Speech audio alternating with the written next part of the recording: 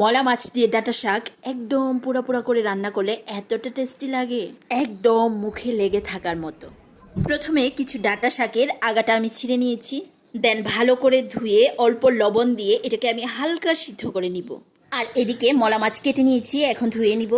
তারপর দেখব শাকটা কতটুকু ভাপ দেওয়া হয়েছে। অনলি 3-4 মিনিট চুলায় রাখবো, একটুও সিদ্ধ হয়নি।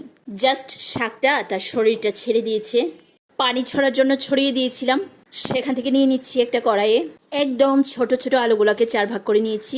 এখানে কাঁচামরিচ আর ধনিয়া পাতা দিয়ে দিয়েছি, দিয়ে দিলাম একটু পেঁয়াজ আর একটু জিরা বাটা, তারপর হলুদ আর ধনিয়া গুঁড়া দিয়ে দিব।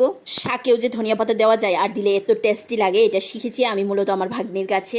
দেন এখানে আমি সরিষার তেল দিয়ে নিচ্ছি। তারপর আপনি এটাকে ভালোভাবে মাখিয়ে নেবেন, অনেক সময় নিয়ে ভালোভাবে মেখে নেবেন। এখনও কিন্তু মাছ অ্যাড করিনি, মাছ না দিয়েই আগে এটাকে মেখে নিয়েছি ভালোভাবে। এখানে আমি আমার স্বাদ মতো লবণ দিয়ে নিলাম। এখানে মাছ দিয়ে তারপর এটাকে আমি একটু আলতো হাতে মাখিয়ে নিব। তারপর পানি দিয়ে দিব। আস্তে মাখানোর কারণটা হচ্ছে যাতে মাছগুলো ভেঙে না যায়। তারপর ঢাকনা দিয়ে ঢেকে দিব। রান্নাটা হবে একদম পুরা পুরা করে।